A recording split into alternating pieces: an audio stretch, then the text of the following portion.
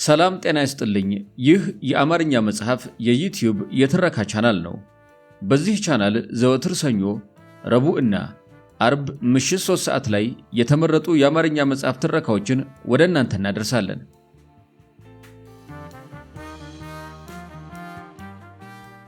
በዛሬው የትረካ ሰዓታችን እድሪስ ሻህ ጽፎት አማረ ማሞ ወደ አማርኛ የመለሰውን የተረበኛውን ናስረዲንን ቀልድ ቀመስ ቁም ነገሮች ወደ እናንተ ልናደርስ ወደድን።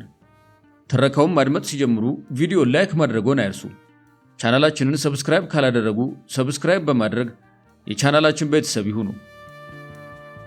እስከ ትረካው ማብቂያ ድረስ አብራችሁን ቆዩ።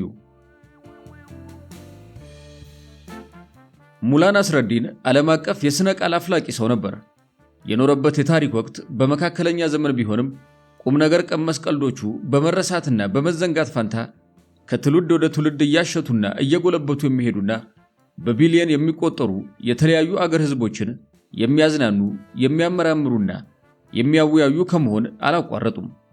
ናስረዲንን የአገራቸው ዜጋ አድርገው የሚቆጥሩ ህዝቦች ጥቂት አይደሉም። ግሪኮች፣ ግብፃውያን፣ ኢጣሊያኖች ቀልዶቹን እንደራሳቸው የሥነ ቃል ቅርስ ይቆጥሩታል።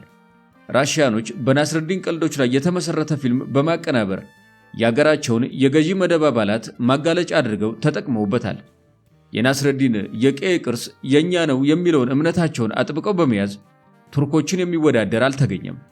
ናስረዲን በቱርክ ሀገር ኤክስሼር ከተማ መወለዱን ብቻ ሳይሆን እስከዛሬ ድረስ ጠብቀን አቆይተናል የሚሉትን መቃብሩን ለዓለም በይፋ በማሳየት ላይ ይገኛሉ። ከዚህም በቀር በዓመት አንድ ጊዜ በናስሩዲን ስም የተሰየመ ፌስቲቫል በማዘጋጀት የሙላ ናስሩዲን ቀልዶች በይፋ እንዲዘከሩ ያደርጋሉ። ቱርኮች ለአገር ጎብኚዎች ከሚያቀርቧቸው የመረጃ ጽሑፎቻቸው ውስጥ የናስሩዲንን ቀልዶች በመስህብነት ይጠቀሙባቸዋል። ከቀልዶቹ ይዘት እንደምንረዳው ከሆነ ናስሩዲን በሕይወት ዘመኑ ያልረገጠው አገር ያልሆነው ነገር የለም። የሕይወትን የተለያዩ ገጾች በመዳሰስ ረገድ በእጅጉ ተለዋዋጭ የሆነ ሚና ሲጫወት እናገኘዋለን። ናስሩዲን ዛሬ ቂል፣ ነገ ጠቢብ፣ በተለያዩ ጊዜያት ደግሞ የአገር አስተዳዳሪዎች አማካሪ፣ ለማኝ፣ መምህር፣ ሐኪም፣ ፈላስፋ፣ በሽተኛ ሆኖ የመገኘትን ሚና እያፈራረቀ የሚላበስ ሰው እንደነበር መረዳት አያዳግትም። ተረበኛው ናስረዲን ስለ ራሱ ሲናገር እኔ ሕይወቴን ያሳለፍኩት የግልብጦች ነው ያለው አለ ምክንያት አይደለም። አሁን ደግሞ ዓለምን ካስደመመባቸው ቁም ነገር አዘር ቀልዶቹና ተረቦቹ መካከል የመራረጥናቸውን እነሆ ለእናንተ። ናስረዲን ከአንድ የታወቀ ፈላስፋ ጋር በአንድ ርዕስ ላይ ክርክር ለመግጠም ተቃጥረው ፈላስፋው በቀጠሮ ቀንና ሰዓት ናስረዲን ቤት ቢሄድ ቤት አለመኖሩ ተነገረው። ፈላስፋው ናስሩዲን ቀጥሮት በመጥፋቱ በጣም ተበሳጨ።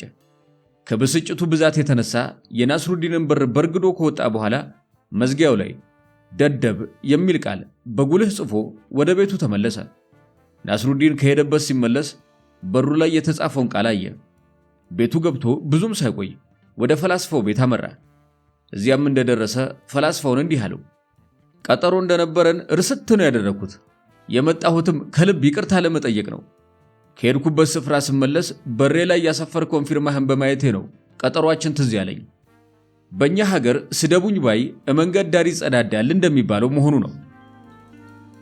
ናስረዲን እንግዶችን ለመጋበዝ በማሰብ 3 ኪሎ ስጋ ገዝቶ አስፈላጊውን እንድታዘጋጅለት ለሚስቱ ሰጣት። የተጠሩት እንግዶች መጥተው ምግቡ ሲቀርብ አንዳችም ስጋ የሌለበት አሸርባሸር ምግብ መሆኑ ናስረዲንን አሳፈረው። ቢቸግረው ምን ነው ስጋ አልነበረም እንዴ በማለት ባለቤቱን በለዘብታ በእንግዶቹ ፊት ጠየቃት። ሚስቱም 3ቱንም ኪሎ ድመቷ እንክት አርጋ በላቸው ስትል ድርቅ ብላ መለሰች። ናስሩዲን ለሚስቱ ምንም መልስ ሳይሰጥ ከተቀመጠበት አፈፍ ብሎ ተነስቶ ከሄደ በኋላ ድመቷን ከአንድ ሚዛን ጋር ይዟት ከተፋለ። እንግዶቹ ፊት ሚዛኑን አስቀምጦ ድመቷን እላዩ ላይ ቁጭ አደረጋት። ልክ 3 ኪሎ መዘነች።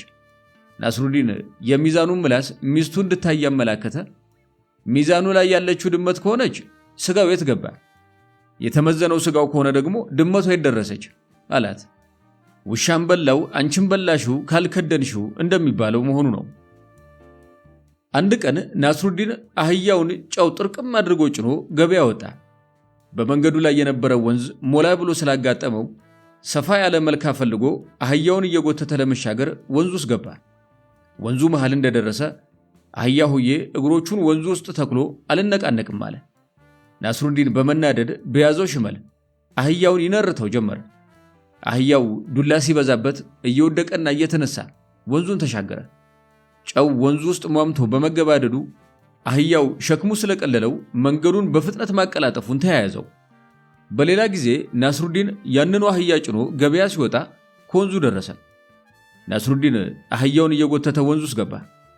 መሃል እንደደረሱ አህያው አሁንም ግትር ብሎ በመቆም ጭነቱን ወራጁ ያስመታ ጀመረ። በዚህ ጊዜ ናስሩዲን አህያውን አልመታውም። ለጥቂት ጊዜ አጠገቡ ዝም ብሎ ከቆመ በኋላ መሳቢያውን ገመድ ጎተት አደረገው። አህያውም እንደምንም ብሎ ወንዙን ተሻገረ። መንገዳቸውን ሊጀምሩ ሲል ከጭነቱ ክብደት የተነሳ የአህያው ወገብ ተለምጦ መሬት ሊነካ ደረሰ። ናስሩዲንም አህያውን የኛ ብልጥ ወንዝ አቋርጠ ባለፍክ ቁጥር እንደለመድከው የጭነት ክብደት የሚቃለልልህ መስሎ ነበር። ዛሬ ጨው ሳይሆን ጥጥ ነው የተጫንከው አለው። የለመደች ጦጣ ሁልጊዜ ሸምጣጣ። ናስሩዲን ለብዙ ዘመናት አህዮች እየያዘ ከፋርስ ወደ ግሪክ ሀገር ይመላለስ ነበር። አህዮቹን ድርቆሽ ጭኖ የግሪክ ሀገር ኬላ ጠባቂዎች ዘንድ ሲቀርብ ጠባቂዎቹ ድርቆሹንም እርሱንም በሚገባ ሲፈትሹ ምንም የሚቀረጥ ዕቃ ስለማያገኙበት እንዲያልፍ ይፈቅዱለታል። አንድ ጊዜ ናስሩዲን ተፈትሾ ካበቃ በኋላ ከኬላ ጠባቂዎቹ አንዱ ለመሆኑ አንተ በምን ሥራ ነው አገራችን እንዲህ የምትመላለሰው በማለት ጥያቄ ያቀርብለታል። ናስሩዲን ምንም ሳያመነታ ኮንትሮባንድ ነግዳለሁ ብሎ ይመልሳል።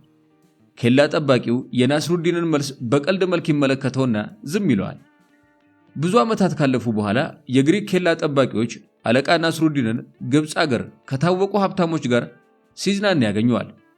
አብረው ሲጨዋወቱ ከቆዩ በኋላ የግሪኩ የኬላ ጠባቂዎች አለቃ ናስሩዲንን እንዲህ ሲል ይጠይቀዋል። ወዳጆ ናስሩዲን፣ እስቲ አንድ ነገር ልጠይቅህ። መቼም አሁን ያለኸው የግሪክ መንግስት በማያዝበት ሀገር በመሆኑ እውነቱን ሳትደብቅ እንደምትነግረኝ አምናለሁ። እንደማይህ በቂ ሀብት ያለው ሰው ትመስላለህ። ያኔ አገራችን ስትገባና ስትወጣ የኮንትሮባንድ ዕቃ እናገኝብህና እንይዝሃለን በማለት ጥረት አድርገን አልተሳካልንም።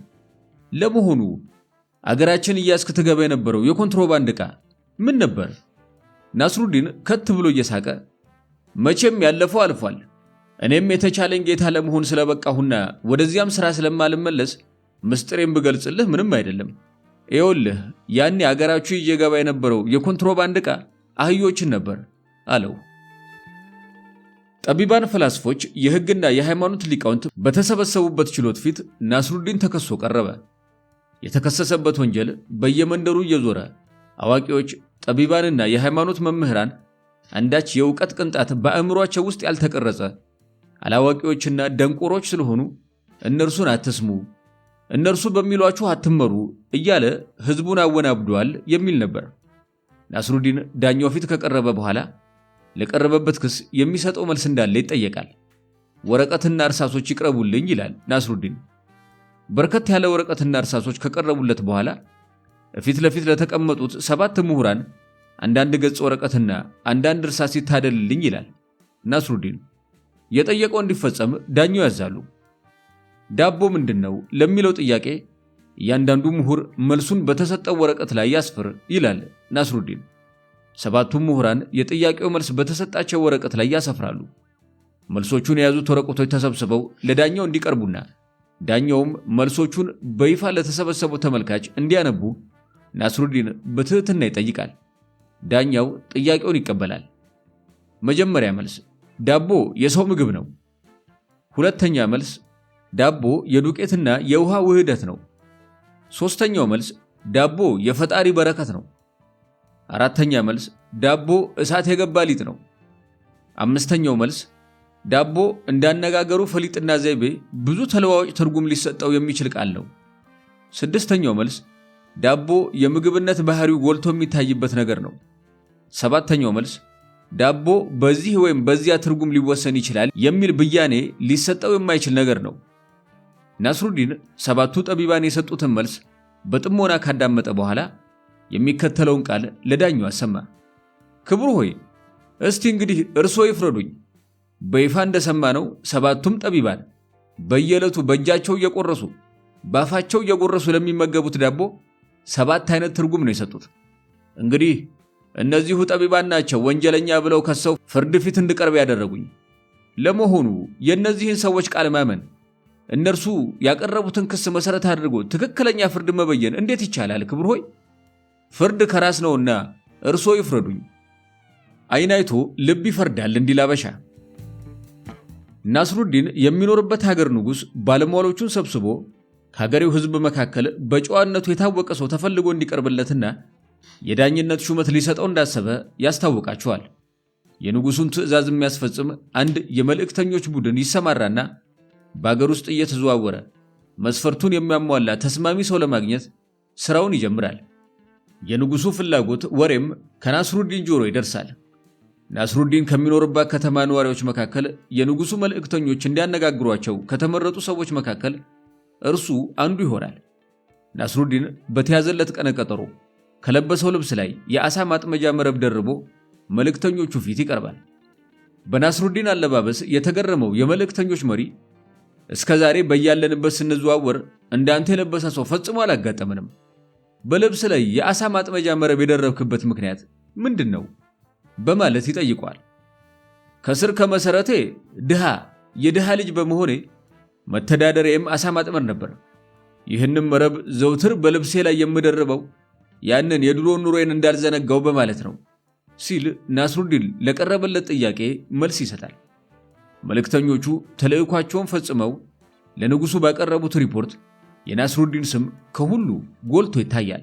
ንጉሱም ስለ ናስሩዲን የቀረበውን ዘገባ በመቀበል የዳኙነቱን ሹመት ይሰጠዋል። ከብዙ ጊዜ በኋላ ምርጫውን ካካሄዱት ባለስልጣኖች አንዱ ናስሩዲን በታላቅ ችሎት ላይ ተሰይሞ አቤቱታ ሲሰማ የፍርድ ብያኔ ሲሰጥ ለተበደለው ሲፈርድና በደለኛውን ሲቀጣ ያገኘዋል። ከችሎት መልስ ናስሩዲንና ባለስልጣኑ ጥቂት ሲጨዋወቱ ከቆዩ በኋላ ያን መረብህን ምን ነው ዛሬ አላየሁት በማለት ይጠይቋል። ናስሩዲንም የምን መረብ ነው ደግሞ? ዓሣ ከተያዘ በኋላ መረቡ ምን ይፈይዳል በማለት ይመልሳል። ነገር በነገር ይጠቀሳል፣ እሾህ በእሾህ ይነቀሳል እንደሚባለው። ናስሩዲን አንድ የደለበ ሙክት ነበረው። ወዳጅ ዘመዶቹና ጎረቤቶቹ እባክህን ይህንን ሙክት ረድና አንድ ቀን እንንበሸበሽበት እያሉ ቢወተውቱትም ናስሩዲን አልበገር ብሎ አስቸገረ። ሙክቱን ለመብላት የቋመጡት የናስሩዲን ወዳጆችና ጎረቤቶች የተስማሙበትን መላ ይዘው አንድ ቀን ወደ ናስሩዲን በመቅረብ ይኸውልህ ናስሩዲን፣ ከ3 ቀን በኋላ የዓለም ፍጻሜ ሊሆን ነው። ሌላው ነገር ሁሉ ይቅር፣ ግድ የለም ይህንን ሙክትህን ለመብላት እንደተመኘን እንዴት እንቅር ይሉታል። ናስሩዲንም በነገሩ በመስማማት ለዓለም ፍጻሜ ዋዜማ ሙክቱን አርዶ ድል ያለ ድግስ እንደሚያበላቸውና ታዳሚዎቹ በሙሉ እሱ ቤት እንዲያድሩ ተስማምተው ተለያዩ። የዓለም ፍጻሜ ይሆናል በተባለበት ዋዜማ ምሽት ምግቡም መጠጡም እንደ ልብ ተዘጋጅቶ እንግዶቹም እስኪበቃቸው ድረስ በልተው ጠጥተው ካበቁ በኋላ ሁሉም የላይ መደረቢያ ልብሶቻቸውን እያወላለቁ ባገኙበት ቦታ ፍንግል አሉ። ናስሩዲንም እንግዶቹ አውልቀው ያስቀመጡትን ልብሶች በሙሉ ሰብስቦ አንድ ቦታ በመከመር በጧፍ ያቀጣጥልና የሚንቦገቦገውን እሳት ሲሞቅ ያድራል። ሰዎቹ ከእንቅልፋቸው ሲነቁ ልብሶቻቸው ለእሳት ተዳርገው በማግኘታቸው ጩኸትና ውካታ በመፍጠር ናስሩዲንን ያዋክቡታል። ናስሩዲንም በእርጋታ ወዳጆቼ፣ እንዲህ አድርጎ በመጮህና ያዙኝ ልቀቁኝ በማለት ስርዓት ማጣት ደግ አይደለም። እስቲ ነገሩን በእርጋታ ተመልከቱት። እናንተው እንደነገራችሁኝ ከጥቂት ሰዓታት በኋላ የዓለም ፍጻሜ ይሆናል። በዚያን ጊዜ ማቄን ጨርቄን ማለት አይኖርም። የዓለምን ፍጻሜ ዋዜማ ድል ባለ ድግስ የማክበራችሁን ረሳችሁት እንዴ? አላቸው ፈገግ እያለ። በሰፈሩት ቁና መሰፈር አይቀርም ማለት ይሄኔ ነው። የናስሩዲን ሰርግ የሚበላበት ዕለት ነበር። በአገሩ ባህል መሰረት ናስሩዲን የሚያገባትን ሴት ቀደም ብሎ የማየት ዕድል አላጋጠመውም ነበር። የጋብቻው ዕለት የሙሽሪት ፊት በዓይነ ርግብ መሸፈን ነበረበት። የጋብቻው ስነ ስርዓት ተፈጽሞ እንዳበቃ ሙሽሪት ዓይነ ርግቧን ገለጥ ፊቷን ወደ ባሏ መለስ ስታደርገው ናስሩዲን ያገባት ሴት በመልከ ጥፉነቷ የምታስፈራ ሆና አገኛት። እድሉን እያማረረ በሐሳብ ሲባዝን ሳለ ሙሽሪት ከወደ ጎን ጎንተል ታደርገውና ፍቅርዬ፣ በል እንግዲህ ትዕዛዝህን ልስማው፣ ፈቃድህን ልወቀው። ከሁሉ በፊት በነማን ዘንድ ፊቴን መሸፈን፣ በነማንስ ፊት መስከንተሪያን ገልጬ ፊቴን ማሳየት እንዳለብኝ ንገረኝ አለችው። ናስሩዲንም የኔም ቤት ፊትሽን ለፈለግሽው ኃላፊ አግዳሚ ገልጠሽ ማሳየት ትቻለሽ፣ ከኔ ጋር ስትሆኚ ግን 2-3 አይነ ርግብ ደራርበሽ ተሸፋፈኚ አላት ተስፋ በቆረጠ ስሜት። ይሉሽም በሰማሽ ገበያ ባልወጣሽ። ናስሩዲን በህልሙ አንድ ሰው ገንዘብ እየቆጠረ ሲሰጠው ያያል። ቁጥሩ 9 ላይ ሲደርስ ሰውየው ገንዘብ መስጠቱን ያቆማል። በዚህ ጊዜ ናስሩዲን ይናደድና ከሰጠኸኝ አይቀር 10 ሙላልኝ፣ ይህን ጎዶሎ ቁጥር እኔ አልወስድም ብሎ ይጮሃል። የገዛ ጩኸቱ ናስሩዲንን ከእንቅልፉ ይቀሰቅሰዋል። አይኑን ገልጦ ቢመለከት ቤሳቢስቲን እጁ ውስጥ እንደሌለ ይመለከታል። ወዲያው መልሶ አይኖቹን ክድን ያደርግና 10 ካልሞላልኝ በማለት ያጥፍቻለሁ፣ የሆነው ይሁን 9ኙንም ቢሆን ስጠኝ አለ። የወደዱትን ቢያጡ የጠሉትን ይቀላውጡ ማለት ይሄኔ ነው። ናስሩዲን ሚስቱን በሆነ ባልሆነ ነገር ያበሳጫታል። አንድ ቀን ለራት ሾርባ ትሰራለትና ተናጋውን እንዲያነደው በማቀድ እስቲን ተከተካ አፍልታ ታቀርብለታለች። ባሏ ከሾርባው ፉት ብሎ ሲቃጠል ለማየት አቆብቁባ ሳለች ለራሷ ያቀረበችው ሾርባ ትኩስ መሆኑን በመዘንጋት ጨለፍ አድርጋ ብትውጠው አንጀቷን እርር ድብን ያደርጋታል። እንቧ ዱብ ዱብ ማለት ይጀምራል። ናስሩዲን ምን ነክቶች ነው የምታለቅሽው ይላታል። አረ ምንም አልነካኝ፣ እንዲያው እናቴ ትዝ ብላኝ ነው። የሞተች ዕለት ይህንን የመሰለ ሾርባ ነበር አብረን የበላ ነው። ትዝታዋን ቀስቅሶብኝ ነው የማለቅሰው በማለት ትመልስለታለች። ናስሩዲን ከሾርባው ጨለፍ አድርጎ ፉት ሲልለት ግለቱ ከተቀመጠበት አስፈንጥሮ አስነሳው። እንባው በጉንጮቹ ላይ ኮለል እያለ መውረድ ጀመረ። ምን ነካ? አንተ ደግሞ ምን ሆነ ነው የምታለቅሰው? ትለዋለች ሚስቱ። እኔ እንኳን የማለቅሰው እናትሽ አንቺን እዚህ ዓለም ላይ ጥለው በመሞታቸው ነው። የወረወርኩት አንካሴ ተመልሶ ለራሴ። ናስሩዲን ገበያ ወጥቶ አንድ ወደላ አህያ ይገዛል። አህያውን የሸጠለት ሰውዬ ንብረቱን ገበያ አውጥቶ ሊሸጥ የተገደደበትን ምክንያት ለናስሩዲን ያወያየውና አህያውን በእንክብካቤ እንዲይዘው አደራ ካለው በኋላ በየዕለቱ መብላት የለመደውን የመኖ መጠን ይነግረዋል። ያንተም በዛ፣ አጉል ልማድ ነው ያስተማርከው፣ ባነሰ መኖ መኖር መቻል አለበት አለ ናስሩዲን። እንዲያው አደራህን በየዕለቱ የለመደውን አትንሳው፣ ግድ የለህም በራሴ ዘዴ አስተዳድረዋለሁ ይልና ናስሩዲን አህያውን ይዞ ወደ ቤቱ ሄዳል። ናስሩዲን ለአህያው የሚሰጠውን የመኖ መጠን በየዕለቱ እየቀነሰ ይሄድ ጀመር። አህያውም ሰውነቱ እየከሳ ይሄድ እንጂ በሚሰጠው አነስተኛ መኖ መኖር የተለማመደ መሰለ። ይህም ሁኔታ የናስሩዲን እምነት እያጠናከረው በመምጣቱ ለአህያው የሚያቀርብለትን መኖ እንዳይሞት እንዳይሽር ከሚባልበት ደረጃ ከደረሰ በኋላ ብዙ ቀናት አለፉ። በመጨረሻም አህያው ከታሰረበት ጋጥ ውስጥ ሳይታሰብ ፍግም ብሎ ተገኘ። ያሳዝናል አለ ናስሩዲን አህያው አጠገብ ቆሞ። በጣም ያሳዝናል። ጥቂት ጊዜ ሰጥተኸኝ ቢሆን ኖሮ ያለምንም መኖ መኖርን አለማምድህ ነበር። ናስሩዲን በአንድ ጭር ባለ አካባቢ ብቻውን ሲንሸራሸር በርከት ያሉ ሰዎች በፈረስ ላይ ሆነው ወደ እርሱ አቅጣጫ ሲመጡ ያያል። ሁኔታውን ለጥቂት ደቂቃ ቆሞ ካስተዋለ በኋላ የፈረሰኞቹ አመጣጥ በእርሱ ላይ አደጋ የሚያስከትል መስሎ ስለተሰማው እግሬ አውጪኝ ብሎ በመሮጥና በአቅራቢያው የሚገኘውን የግንብ አጥር ዘሎ በማለፍ ከአንድ ቦታ የመቃብር ጉድጓድ ውስጥ ገብቶ በጀርባው ተንጋሎ ይተኛል። ፈረሰኞቹ የናስሩዲን ሁኔታ ስላስገረማቸው ከፈረሶቻቸው ላይ ወርደው የሄደበትን አቅጣጫ በመከተል ወደ መቃብሩ ስፍራ ያመራሉ። እንደደረሱም ናስሩዲን መቃብር ውስጥ በጀርባው ተዘርሮ በፍርሃት ሲንዘፈዘፍ ያገኙታል። ክፉኛ ሮጠህ እዚህ የመቃብር ስፍራ ስትገባ አይተን ነው የመጣ ነው። ለመሆኑ ምን ነክቶህ ነው እንደዚያ ሮጠ መተህ ጉድጓድ ውስጥ የገባኸው? በማለት ይጠይቀዋል ከፈረሰኞቹ አንዱ። ናስሩዲንም ጥያቄ በመደርደር ብቻ ልባችሁ የተመኘውን ሐሳባችሁ የተለመነውን እናገኛለን የምትሉ ከሆነ ተሳስታችኋል። የአንድን ነገር ውል አፈፍ ብሎ ተነስቶ ለመጨበጥ መሞከር ሞኝነት ነው። እንዲያው ለነገሩ ብቻ እኔ እዚህ ጉድጓድ ውስጥ የገባሁት በእናንተ ምክንያት ሲሆን እናንተም እኔ የገባሁበት ጉድጓድ ድረስ የመጣችሁት በእኔ ሳቢያ ነው አላቸው። ናስሩዲንና የቅርብ ጓደኞቹ ቡና ቤት ገብተው ሻይ እየጠጡ ሲጨዋወቱ በእናንተ ውስጥ እኔን የሚወዳደር ለጋስ የለም በማለት ራሱን ማወዳደስ ጀመረ። ከጓደኞቹ አንዱ ቀበል ሊያደርግና ከሁላችንም የበለጥክ ለጋስ ከሆንክ እስቲ ዛሬ ማታ ቤት ወስደህ ራት ጋብዘን አለው። ናስሩዲን በግብዣው በመስማማት ጓደኞቹን ሰብስቦ ወደ ቤቱ ይዟቸው ሄደ። ቤቱ አቅራቢያ እንደደረሰ እስቲ ለአንድ አፍታ እዚህ ቆዩኝ፣ እኔ ቀደም ብዬ ልሂድና እንግዶች ይዤ መምጣቴን ለሚስቴ ነግሬያት እመለሳለሁ አላቸው። ሚስቱ የጓደኞቹን ተግበስብሰው መምጣት እንደሰማች እንኳን ይሄ ሁሉ ሰው እኔ እናንተ የምንቀምሰው ምግብ ቤት ውስጥ የለም፣ በል እንዳመጣሃቸው ቀስ ብለህ መልሳቸው አለችው። ይህማ እንዴት አድርጎ ይሆናል? ከውጭ ከመለስኳቸውማ በልግስና የታወቀው ስሜ ይጎድፋል፣ ክብሬ ይዋረዳል። መልካም እንግዲያው አንተ ፎቅ ላይ ውጣና መኝታ ቤት ገብተህ ተቀመጥ፣ እኔ እቤት የሌለህ መሆኑን እነግራቸዋለሁ። ከአንድ ሰዓት በኋላ እንግዶቹ ውጭ ቆመው በመጠበቅ ትዕግስታቸው ስለተሟጠጠ የቤቱን በር ከበው የናስሩዲንን ስም እየጠሩ መጯጯህ ጀመሩ። የናስሩዲን ሚስት ወጣ ብላ ናስሩዲን እቤት የለም አለቻቸው። እንዴት አድርጎ ሊሆን ይችላል? ከአንድ ሰዓት በፊት አብረነው መተን እቤት ሲገባ አይተነዋል። መች ወጣና ነው የለም የምትይን አሏት በአንድ ድምፅ። የናስሩዲን ሚስት የምትመልሰው ነገር ስለጠፋት ዝም አለች። ሁኔታውን ከፎቅ ሆኖ ይከታተል የነበረው ናስሩዲን አንገቱን በመስኮት ብቅ አድርጎ እባካችሁ ሴትዮዋን ግራ አታጋቧት፣ እኔ ብፈልግ በስርቆሽ በር ወጥቼ መሄድ አልችልም ነበር አላቸው። ፎክሮ መሸሽ ታሪክ ያበላሽ ይሏል እንዲህ ነው። ናስሩዲን አልፎ አልፎ በአቅራቢያው የሚገኘውን ሐይቅ በጀልባው ሰዎችን እያሻገረ ገቢ ያገኝ ነበር። አንድ ቀን አንድ መምህር የናስሩዲንን ጀልባ ተከራይቶ ጉዞ እንደጀመሩ ዛሬ ማዕበል ይነሳ ይሆን ሲል ናስሩዲንን ጠየቀው። እኔ አላውቅም ምንም በማለት ናስሩዲን መለሰ።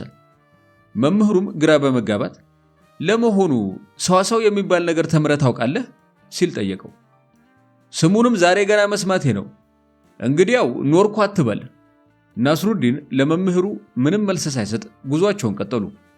ከጥቂት ጊዜ በኋላ ሐይቁን ነፋስ ያዋክበው ጀመረ። ውሃውም ግራና ቀኝ እየተከለበሰ ጀልባው ውስጥ መግባት ያዘ።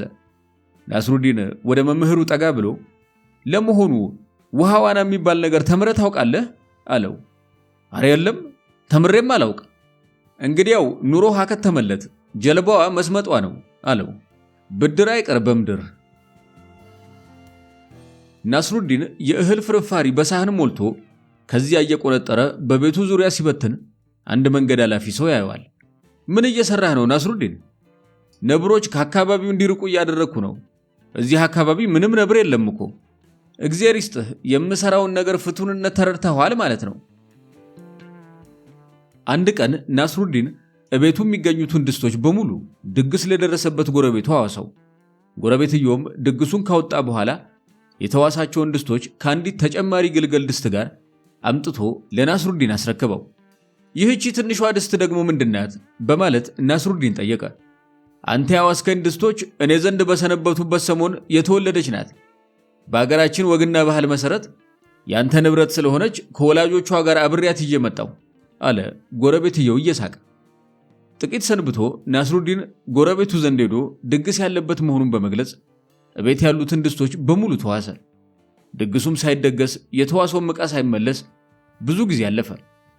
አንድ ቀን ጎረቤትየው ናስሩዲን ቤት ድረስ በመሄድ ድስቶቹ እንዲመለሱለት ጠየቀ። በጣም አዝናለሁ አለ ናስሩዲን። እጅግ በጣም አድርጌ አዝናለሁ። ድስቶችህ በሙሉ ስለሞቱብኝ ነው ያልመለስኩልህ።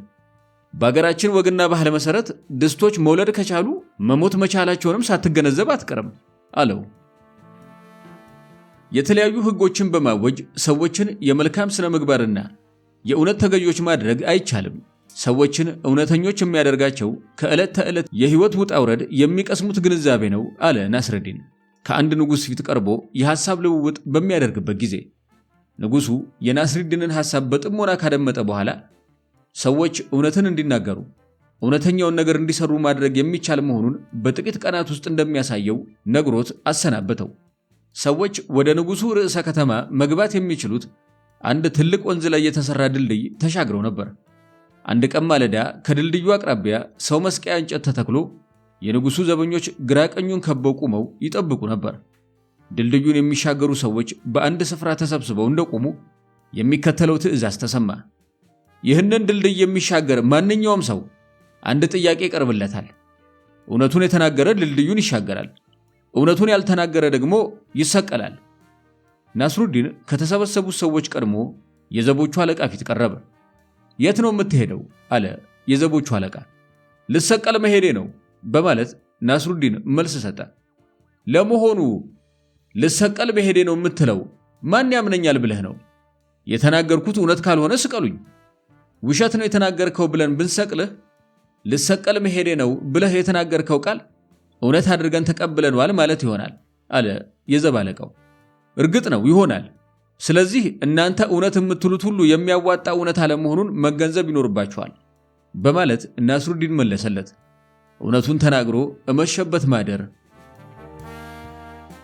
ናስሩዲን ከሉካንዳ ቤት ጉበት ገዝቶ ወደ ቤቱ ሲመለስ አንድ የሚያውቀው ሰው ያገኘውና ስለ ጉበት ምግብ አሰራር የሚያብራራ የባልትና ጽሑፍ ይሰጠዋል። ከዚያም ወደ ቤቱ በማምራት ላይ እንዳለ አንዲት ጭልፊት ከሰማይ ስትከንፍ ወርዳ ናስሩዲን በእጁ የያዘውን ጉበት ነጥቃ ትሄዳለች። ናስሩዲን ጭልፊቲቱ ወደምትበርበት አቅጣጫ ቀና ብሎ በመመልከት አይጅሎ ባንቺ ቤት የጎዳሽ መስሎሻል? ጉበቱን ብትሞጨልፊኝም የባልትናው ጽሑፍ ከእጃ ለመውጣቱ ማን በነገረሽ አለ። ናስሩዲን መሬት ላይ አጎንብሶ አንድ ነገር ሲፈልግ አንድ መንገድ አላፊ ሰው ያየዋል። መምህር ምን ጠፋቦት ሲል ሰውየው ጠየቀው። የበር ቁልፍ መክፈቻ የጠፍቶብኝ እየፈለኩ ነው አለ ናስሩዲን። ሰውየውም ለመምህሩ ናስሩዲን ያለውን አክብሮት ለመግለጽ ያፋልገው ጀመር። ጥቂት ደቂቃዎች አካባቢውን አብረው ካሰሱ በኋላ ሰውየው ለመሆኑ የወደቀበት ቦታ ትዝ አይሎትም አለ። ይለኛል እንጂ ታዲያ የቁልፎ መክፈቻ የትኛው ስፍራ ላይ ነው ጠብ ያለው? መክፈቻውማ የጠፋው ቤቴ ውስጥ ነው። መክፈቻው ቤት ውስጥ ከጠፋ እዚህ በመፈለግ ለምን ይለፋሉ? ቤት ውስጥ ባለው የጧፍ መብራት ከመጨናበስ በዚህ ጤፍ ሊለቅም በሚችል መብራት መፈለጉ ይሻለኛል ብዬ ነዋ። ናስሩዲን በበረዶ በተሸፈነ አንድ ትልቅ ተራራ ጫፍ ላይ ወጥቶ አንድ ሌሊት ማደር እንደሚችል በመግለጽ ከጓደኞቹ ጋር ውርርድ ይገጥማል። ከጓደኞቹ መካከል አንዱ በዚያ ብርዳማ ተራራ ላይ አንዲት ሌሊት ማደር አለመቻሉን በማስረዳት የመወራረጃውን ገንዘብ ይወስናል። ከመካከላቸው ዳኛ ተመርጦ ሁለቱም ተወራራጆች ገንዘብ ያስይዛሉ። ናስሩዲን አንዲት ሻማና አንድ መጽሐፍ ይዞ ተራራው ጫፍ ላይ ይወጣል። ሌሊቱን ሙሉ ብርድ ሲያቆራምደው አያድሩት አዳር አድሮ በማግስቱ ጧት ሰውነቱ እየተንቀጠቀጠ ከተራራው ላይ ይወርዳል። የውርርዱም ገንዘብ እንዲሰጠው ዳኛውን ይጠይቃል። ተራራው ጫፍ ላይ ስትወጣ ሰውነትህን የሚያሞቅ ምንም ነገር አልያዝክም ነበር በማለት ዳኛው ጠየቀው። ምንም አልያዝኩም አለ ናስሩዲን። አንዲት ሻማ እንኳን አልያዝክም ነበር? አንዲት ሻማ ይዤ ነበር። እንግዲያው ተረተሃል አለ ዳኛው። ናስሩዲን የዳኛውን ውሳኔ ለመቃወም አልቃጣም። ብይኑን ተቀብሎ ገንዘቡን አስረክቦ ቤቱ ገባ።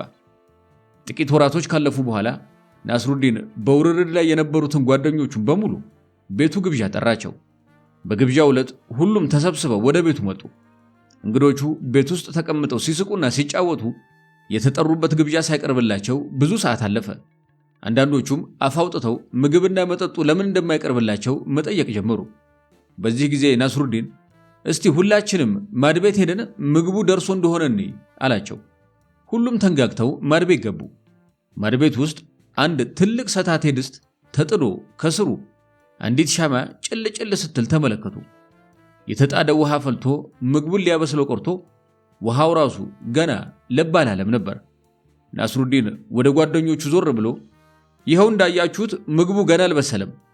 ትላንትና ይህን ጊዜ ነበር የተጣደው። ምን እንደነካው እንጃ አላቸው። ዝናብ ክፉኛ ይጥላል። አጋኪል የተባሉ በአካባቢው ሕዝብ ዘንድ የተከበሩ የሃይማኖት መሪ ከሚወርደው ዶፍ ለማምለጥ ወደ መጠለያ ሲሮጡ ናስሩዲን ያገኛቸዋል። እርሶን የመሰለ የተከበረ የሃይማኖት አባትና መሪ ከዚህ ከሰማይ ከሚወርደው በረከት ለማምለጥ እንዴት ይሸሻል? ዝናብ እኮ ለፍጥረት ሁሉ ሕይወት የሚሰጥ የእግዚአብሔር ጸጋ እንጂ እንዲህም ያስሮጥ ወራሪ ጠላት አይደለም አለ ናስሩዲን መምህሩን መገሰጽ እየቃጣው። መምህሩም ናስሩዲን የተናገረው ቃል እውነት መሆኑን በመቀበል እውነትም ተሳስቻለሁ፣ መሮጥ አልነበረብኝም በማለት በዶፍ ውስጥ ዝግ ብለው ወደ ቤታቸው መንገዳቸውን ቀጠሉ። አጋኪል በዶፍ ርሰው ቤታቸው ከገቡ በኋላ የብርድ ህመም ለጥቂት ቀናት ቤት አዋላቸው። አንድ ሌላ ጊዜ አጋኪል የዝናብ መከላከያ ልብስ ለብሰው በዝናብ ውስጥ ቀስ እያሉ ሲሄዱ ናስሩዲን ከሚወርደው ዶፍ ለማምለጥ ወደ መጠለያ ሲሮጥ ያገኙትና ምን ነው ናስሩዲን፣ አንተ ሌላውን ሰው እየመከርክ ከሰማይ በረከት ራስህን ታሻሻለህ አሉት። እኔ እኮ የምሮጠው እርሶ የረገጡትን ከሰማይ የወረደ በረከት በእግሬ እያንቦጫረኩ እንዳላረክሶ ብዬ ነው በማለት ናስሩዲን መለሰ። የናስሩዲንን ዝና የሰሙ የአንድ መንደር ነዋሪዎች በአንድ በተወሰነ ቀን ሰፈራቸው መጥቶ ንግግር እንዲያደርግላቸው መልእክተኛ ልከው ይጋብዙታል። ናስሩዲንም ግብዣውን ይቀበላል። በቀነ ቀጠሮ የመንደሩ ሰዎች በሙሉ የስብሰባ አዳራሻቸውን ሞልተው ንግግር የሚያደርግላቸውን እንግዳ መምጣት ሲጠባበቁ ናስሩዲን ልክ በሰዓቱ ከተፍ ይላል። እንግዳውን የማስተዋወቁ ስነ ስርዓት እንደተፈጸመ ናስሩዲን የመናገሪያ መድረክ ላይ ይወጣና የተሰበሰበውን ሕዝብ ትኩር ብሎ እየተመለከተ የተከበራችሁ አድማጮች፣ በዛሬው ዕለት ንግግር የማደርግላችሁ ስለምን ጉዳይ እንደሆነ ታውቃላችሁ ሲል ይጠይቃቸዋል። ኧረ አናውቅም የሚል መልስ አብዛኛው ተሰብሳቢ ያሰማል። ታዲያ ካላወቃችሁ ለምን ትለፋላችሁ? እናንተን የመሰለ አላዋቂ እንዴት ማስተማር ይቻላል? በማለት በቁጣ ከመድረኩ ወርዶ ወደ ቤቱ ይሄዳል። መንደርተኞቹ በነገሩ ግራ በመጋባት እስቲ አንድ ጊዜ ደግሞ ጠርተን እንየው በማለት መልእክተኛ ልከው በሚቀጥለው ሳምንት መጥቶ ንግግር እንዲያደርግላቸው ይጋብዙታል። ናስሩዲን ግብዣውን ይቀበልና በተባለው ቀን ከስብሰባው አዳራሽ በጊዜው ይደርሳል። አሁን ደግሞ ምን ይናገር ይሆን እያለ አዳራሹን ሞልቶና አሰፍስፎ የሚጠብቀው መንደርተኛ ትኩር ብሎ እየተመለከተ የተከበራችሁ አድማጮች፣ በዛሬው ዕለት ንግግር የማደርግላችሁ ስለምን ጉዳይ እንደሆነ ታውቃላችሁ? በማለት ያለፈውን ሳምንት ጥያቄ ቃል በቃል ይደግምላቸዋል። በስብሰባው የተገኙት የመንደሩ ነዋሪዎች በአንድ ድምፅ አዎን እናውቃለን ሲሉ ይመልሳሉ። መልካም፣ እኔ ልነግራችሁ ያሰብኩትን ጉዳይ ካወቃችሁ ንግግሬን በማሰማት አላደክማችሁም። ስለዚህ ወደ የመጣችሁበት መሄድ ትችላላችሁ ብሏቸው ወደ ቤቱ ይመለሳል። የናስሩዲን ሁኔታ የመንደሩን ነዋሪዎች በጣም ግራ አጋባቸው። በጉዳዩ ከተመካከሩ በኋላ እስቲ እናስጨርሰው በማለት በሚቀጥለው ሳምንት ለሶስተኛ ጊዜ መጥቶ ንግግር እንዲያደርግላቸው መልእክተኛ ይልኩበታል። ናስሩዲንም ጥሪውን ይቀበላል። ናስሩዲን በቀጠሮው ቀን ከተፍ ይላል። መንደርተኛውም በነቂስ ወጥቶ አዳራሹን ከአፍ እስከ ገደፉ ሞልቶ ይጠብቀዋል። ናስሩዲን መድረክ ላይ ይወጣና ምንም ሀተታ ሳያበዛ ታውቃላችሁ አታውቁም ይላል በተሰበሰበው ሕዝብ ላይ እያፈጠጠ። ግማሾቻችን እናውቃለን፣ ግማሾቻችን ደግሞ አናውቅም የሚል መልስ ያገኛል። በጣም ጥሩ፣ እጅግ በጣም ጥሩ። እንዲህ ከሆነ የምታውቁ የማያውቁትን አስተምሩ፣ የማታውቁ ደግሞ ከሚያውቁት ተማሩ በማለት ከመድረኩ ወርዶ ወደ ቤቱ መሰስ አለ። ናስሩዲን አንዲት ጥጃ ጋጥ ውስጥ ለማስገባት ቢወጣ ቢወርድ ከቆመችበት መንቀሳቀስ አሻፈረኝ አለች። ናስሩዲንም ጥጃዋን ይተውና ወደ እናቷ በመዞር ዘለፋና ስድብ ያወርድባት ጀመር። አንድ በዚያው በኩል የሚያልፍ ሰው ላሟን ምን አድርጊ ብለህ ነው እንደዚህ የምትወርድባት ሲል ናስሩዲንን ይጠይቀዋል። ናስሩዲንም ታዲያ ምን አድርግ ትለኛለህ? ይህችን ሞገደኛ ልጇን መክራና ዘክራ አላሳድግ ስትል አለው። ያልተቀጣ ልጅ ያልታጠበ እጅ ማለት ይሄ ነው። አንዲት ሴትዮ ናስሩዲን ዘንድ ልጆቿን ይዛ ትመጣና እንዲህ ብላ ትለምኗለች። ይሄ ልጄ አመሉ ከዕለት ዕለት እየከፋ ሄዷል። ቢመቱት ቢመክሩት ጨርሶ የማይሰማ ሆኖብኛል። መቼም እርስዎ አስተማሪው ስለሆኑ እስቲ ይሻለው እንደሆን በቁጣም በተግሳጽም እንዲያስፈራሩልኝ ነው ይዤው የመጣሁት። ናስሩዲን የልጁን እናት ችግር በጥሞና ካዳመጠ በኋላ ወደ ልጁ ዞር ብሎ አይኑን ብልጥጥ ድርግም፣ ፊቱን ቅጭም፣ ጥርሱን ግጥም፣ አይኑን እንደገና ፍጥጥ፣ አፉን ክፍት እያደረገ ምድር አልበቃው ብሎት ከቦታ ቦታ መዝለል፣ መወራጨትና መንቆራጠጥ ያዘ። በመጨረሻም ከቤት ውስጥ ዘሎ ሲወጣ የልጁ እናት ከድንጋጤዋ ብዛት የተነሳ ህሊናዋን ሳተች። ከጥቂት ጊዜ በኋላ ናስሩዲን ከውጪ ፊቱን ቅጭም አድርጎ ወደ ቤት እያዘገመ ገባ። ሴትየዋ ነፍስ ከዘራች በኋላ ምን ነው መምህር፣ ምን ብበድልዎት ነው ልጄን ያስፈራሩልኛል ብሎት እኔን እንዲህ አድርገው ሕይወቴን እስክስት ያስደነግጡኝ አለች። የኔም ቤት የደነገጡት እርሶ ብቻ አልነበሩም። እኔ እንደዚያ ከቤት ተፈናጥሬ የወጣሁት የራሴ ሁኔታ ስላስደነገጠኝ ነበር አለ። ጃላል የተባለ የብዙ ዘመን ጓደኛው ናስሩዲንን ሩቅ አገር አቋርጦ ሊጠይቀው ይመጣል። ናስሩዲን ወደ አንድ ስፍራ ለመሄድ ዝግጅት ሲያደርግ ሁለቱ ጓደኛሞች ይገናኛሉ። የናፍቆት ሰላምታ ከተለዋወጡ በኋላ ልትጠይቀኝ በመምጣትህ በጣም ነው ደስ ያለኝ። ሳንተያይ ብዙ ጊዜ ሆነን። እኔ አሁን 1-3 ቦታዎች ደርሼ ለመመለስ አስቤያለሁ። አብረን እየተጫወትን እንሄድ አለው ናስሩዲን። አብረን እንሄድ ካልክ ልብስ አውሰኝና እንሄዳለን። እንደምታየኝ የለበስኩት ልብስ ስላደፈ በዚህ ሁኔታ ሰው ፊት ብቀርብ አንተንም አስገምታለሁ አለ ጃላል። ናስሩዲን ከልብሶቹ ደህናውን መርጦ ለጓደኛው ሰጠው። ጃላል ሰውነቱን ተጣጥቦ ፊቱን አወዛዝቶ ልብሱን ከለወጠ በኋላ ሁለቱ ጓደኛሞች እየተጨዋወቱ መንገድ ጀመሩ። መጀመሪያ ሊጎበኘው ካሰበው ቤት ጎራ እንዳሉ የቤቱን ሰዎች የብዙ ዘመን ጓደኛዬ ጃላልን ተዋወቁልኝ፣ ጃላል የልብ ወዳጄ ነው፣ የለበሰው ልብስ ግን የኔ ነው አላቸው ናስሩዲን። የመጀመሪያውን ቤት ጉብኝት ፈጽመው ወደ ሁለተኛው ሰፈር በማምራት ላይ ሳሉ ጃላል ልቡን ይከነክነው የነበረውን ቅሬታ እንዲህ ሲል ለጓደኛው ይገልጽለታል። ወዳጄ ናስሩዲን፣ ቅድም የተናገርከው ነገር በጣም ቅር አሰኝቶኛል። እንዴት የለበሰው ልብስ የኔ ነው ብለህ በማላውቃቸው ሰዎች ፊት ታሳፍረኛለህ? ናስሩዲን ጓደኛውን ይቅርታ በመጠየቅ ሁለተኛ እንደማይለመደው ቃል ገብቶለት መንገዳቸውን ቀጠሉ። ሁለተኛው ቤት እንደደረሱ ባለቤቶቹ በደስታ ተቀብለው ሲያስተናግዷቸው ናስሩዲን ይሄውላችሁ፣ ይሄ ዛሬ አብሮኝ ያለው ጓደኛዬ ጃላል ይባላል። ጃላል አፈር ፈጭተን ውሃ ተራጭተን አብሮኝ ያደገ ጓደኛዬ ነው። የለበሰው ልብስ ግን የራሱ ነው በማለት አስተዋወቀው። የመጨረሻውን ስፍራ ለመጎብኘት መንገድ እንደጀመሩ ጃላል ማክሮፉን ናስሩዲን በመረዳት ምን ነው ዝም አልክ ብሎ ይጠይቀዋል። መጀመሪያ ልብሱ የኔ ነው አልኩ፣ አሁን ደግሞ ሳፊ ለሳፊ እንሁን በማለት ልብሱ የእርሱ ነው አልኩኝ። ታዲያ ምን አጠፋ ነው የምትለኝ? ስማ ናስሩዲን፣ ካሁን በኋላ ስለ ልብሱ አንዲት ቃል እንኳን እንዳትተነፈስ፣ አለበለዚያ የመረረ ጸብ እንጣላለን። እሺ፣ ካሁን በኋላ ስለ ልብሱ አንዲት ቃል እንኳን ትንፈሽ አልልም አለ ናስሩዲን የወዳጁን ትከሻ መታ መታ እያደረገ። ሶስተኛው ቤት ገባ እንዳሉ ናስሩዲን ለቤቱ ጌቶች ጓደኛዬን ጃላልን ተዋውቁልኝ፣ ጃላል የልብ ጓደኛዬ ነው እና የለበሰው ልብስ አሁን ለብሶት የምታዩት ልብስ፣ እንዲህ አምሮበት የምታዩት ልብስ፣ አይ እንዲያው ለነገሩ ነው እንጂ ስለ ልብሱ ብዙም ባላወራ ይሻለኛል በማለት ጃላልን ኩም አደረገው። ውድቀት ላይ ሁለት የሰከሩ ሰዎች ተጣልተው ሲንጫጩ ናስሩዲን ከእንቅልፉ ብንን ብሎ ይነሳል። አልጋው ላይ ሆኖ ሲያዳምጥ የሰዎቹ ጸብ እየከረረ ጩኸታቸውና ንትርካቸው እየጨመረ መሄዱን ሲረዳ ከብርድ ልብሱ ጥቅልል ብሎ በሩን ከፍቶ ይወጣና ሰዎቹ ጸባያቸውን አቁመው በሰላም ወደ ቤታቸው እንዲገቡ በመምከር ሊገላገላቸው ሙከራ ያደርጋል። በዚህ ጊዜ ከሁለቱ ሰካራሞች አንዱ የናስሩዲንን ብርድ ልብስ መንትፎ ፈትለክ ይላል። ሁለተኛው ሰውዬ ናስሩዲን ራቁቱን መቅረቱን ሲያይ እሱም የነፍስ አውጭኝ ይሮጣል። ናስሩዲን በሩን ዘግቶ ቤቱ እንደገባ ባለቤቱ ምን ነበር እንዲህ ያጣላቸው ብላ ትጠይቋለች።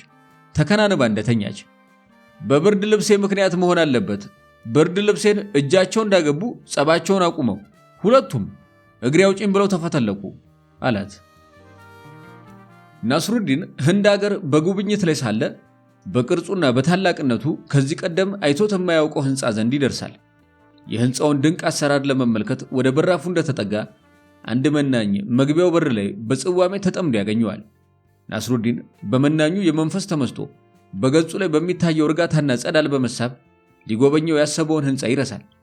በሐሳቡም እኔን የመሰለ የወጣለት ተፈላሳፊ ይህንን ከመሰለ የበቃና ዓለምን የናቀ መናኝ ጋር አቀራርቦ የሚያወያይ ቁም ነገር መኖር አለበት በማለት መናኙ ወደ ተቀመጠበት ቀረብ ብሎ ሰላምታ ይሰጠዋል። መናኙም እኔ ዩጊ ነኝ፣ የህይወት ዓላማዬም ለፍጥረታት ደህንነት ማሰብና መጨነቅ ነው። በተለይ ደግሞ ለአዋፋትና ለአሶች ደህንነት ከሁሉም የላቀ ትኩረት እሰጣለሁ ይለዋል። እንዲህ ከሆነ አብሬህ እንድሰነብት መልካም ፈቃድ ይሁን በማለት ናስሩዲን መናኙን በመለመን እኔ ገና ሳይ ነው ካንተ ጋር በጥብቅ የሚያስተሳስር የጋራ እምነት እንዳለኝ የተሰማኝ። በአንድ ወቅት አንድ አሳ ህይወቴን ከሞት በማዳኑ ለአሳዎች የሚሰማኝ ባለውለተኝነት በጣም ከፍተኛ ነው አለው። እንዴት ያለው ግሩም አጋጣሚ ነው አለ ዩጊው።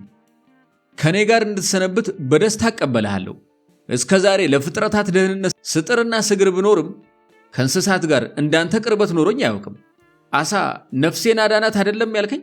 ይኸውልህ በአንተ ላይ የደረሰው መልካም ነገር ህይወት ያላቸው ፍጥረታት በሙሉ ተደጋጋፊ ናቸው የሚለውን እምነቴን እጅጉን ያጠናክረዋል። ናስሩዲን ከመናኙ ጋር ህንፃው ደጃፍ ተቀምጦ የተለያዩ አካላዊ እንቅስቃሴዎችን በመለማመድ እግሮቹን አጣምሮ እጆቹን በጉልበቱ ላይ አነባብሮ የህይወትን ምስጢር በማስተንተን ጥቂት ሳምንታት አሳለፈ። አንድ ቀን መናኙ ናስሩዲንን እንዲህ አለው፣ እንግዲህ ለአጭር ጊዜም ቢሆን ይኸው አብረን ሰንብተናል። በበለጠም ለመቀራረብና ሐሳብ ለሐሳብ ለመተዋወቅ በቅተናል። እባክህን ያ የተባረከ ዓሣ ሕይወትህን እንዴት አድርጎ እንዳዳነው አጫውተኝ። አብረን ባሳለፍናቸው ሳምንታት ውስጥ ያንተን እምነት በመጠኑም ቢሆን የተረዳሁት ስለሚመስለኝ የዓሣውን ታሪክ ለአንተ ማጫወቱ የሚበጅ አይመስለኝም አለው ናስሩዲን። መናኙም ከናስሩዲን ፊት እየወደቀና እየተነሳ የዓሣውን ነፍስ አድን ድንቅ ታሪክ እንዲያወጋው በመማፀን ፋታ ነሳው። ናስሩዲን ቢጨንቀው ለመናኙ እንዲህ ቁርጡን ነገረው። የዓሣውን ፍጡነ ረድኤትነት ታሪክ ካልነገርከኝ ብለህ ካስቸገርከኝ እኔ በበኩሌ ታሪኩን ላወጋህ ዝግጁ ነኝ። ሳስበው ግን የምነግርህ የዓሣውን ታሪክ ሰምቶ ለመቀበል አስፈላጊ የሥነ ልቦና ዝግጅት ያለህ አይመስለኝም። ቢሆንም ካልነገርከኝ ብለህ ካስቸገርከኝ ታሪኩ እንዲህ ነው። ቀደም ብዬ እንደገለጽኩልህ ዓሣው ሕይወቴን ማዳኑ የማይታበል ሐቅ ነው። ታዲያ አንድ ጊዜ የምልሰው የምቀምሰው በማጣት የተነሳ ረሃብ ሊገለኝ በመሆኑ ከመሞት መሰንበት በማለት መንጠቆ አዘጋጀሁና በአቅራቢያዬ ወደሚገኘው ወንዝ አመራሁ። እዚያም ብዙ ሳልቆይ አንድ ትልቅ ዓሣ ያዝኩኝ። ቤቴ ወስጄ 3 ቀን ሙሉ እንክት አድርጌ የበላሁት። አንድ ቀን ሌሊት ቤት ውስጥ ሌቦች ገብተው ሲንጎዳጎዱ ናስሩዲን ሰምቶ ፍርሃት ስለያዘው ቁምሳጥኑ ውስጥ ገብቶ ይደበቃል። ሌቦቹ ቤት ውስጥ የሚረባ ነገር ፈልገው ስላጡ ቁምሳጥኑን ይከፍታሉ። ናስሩዲንን ቁምሳጥኑ ውስጥ ጭብጥብጥ ብሎ ተቀምጦ ያገኙታል። ለምንድን ነው ቁምሳጥኑ ውስጥ የተደበከው? በማለት አንዱ ሌባ በቁጣ ናስሩዲንን ይጠይቀዋል። ናስሩዲንም እዚህ ቁምሳጥኑ ውስጥ እንዲህ ኩርምት ብዬ የተደበኩት እናንተን ደስ የሚያሰኝ ነገር እቤቴ ውስጥ አለመኖሩ አሳፍሮኝ ነው አላቸው። ናስሩዲን አንድ ውብና ዋጋው ውድ የሆነ የእጅ ቀለበት መንገድ ላይ ወድቆ ያገኛል። ቀለበቱን መሬት ወድቆ ማግኘቱን ለሰው እንዳይናገር በጣም ያሳሰዋል። የአገሩ ሕግ ደግሞ ዕቃ መሬት ወድቆ ያገኘ ሰው ገበያ መካከል ቆሞ ያገኘውን ዕቃ ስም ከፍ ባለ ድምፅ 3 ጊዜ እየጠራ እንዲያስተዋውቅ ያዛል። ናስሩዲን ከሌሊቱ 9 ሰዓት ላይ አቅራቢያው ከሚገኘው ገበያ መካከል ቆሞ አንድ የጣት ቀለበት ወድቆ አግኝቻለሁ በማለት ጮሆ ይናገራል። ቀለበቱን ወድቆ ማግኘቱን ለ3 ጊዜ ተናግሮ እንዳበቃ በገበያው አካባቢ የሚኖሩ ሰዎች ከያቅጣጫው ብቅ ብቅ በማለት ናስሩዲን ከቆመበት ስፍራ ይደርሳሉ። የምን አዋጅ ነበር በውድቅት ታሰማ የነበርከው? በማለት ሰዎቹ ናስሩዲንን መጠየቅ ይጀምራሉ። አይ ሕጉ እንኳን ይህንን ጉዳይ 3 ጊዜ ብቻ ተደጋግሞ እንዲነገር ነው የሚያዘው።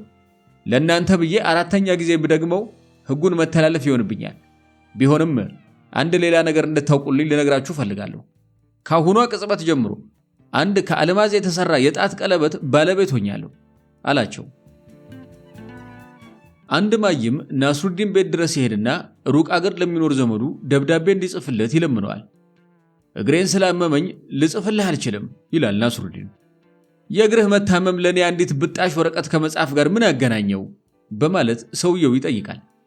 ናስሩዲንም ለዘመድህ የምጽፍልህ ደብዳቤ እኔው ራሴ ሄጄ ካላነበብኩለት የኔን ሙንጭርጭር ጽሕፈት እስከ ዛሬ ድረስ ሊያነብ የሚችል ሰው ባለመገኘቱ ደብዳቤውን ብጽፍልህም ከንቱ ልፋት በመሆኑ በጊዜ ሌላ ሰው ፈልግ አለው።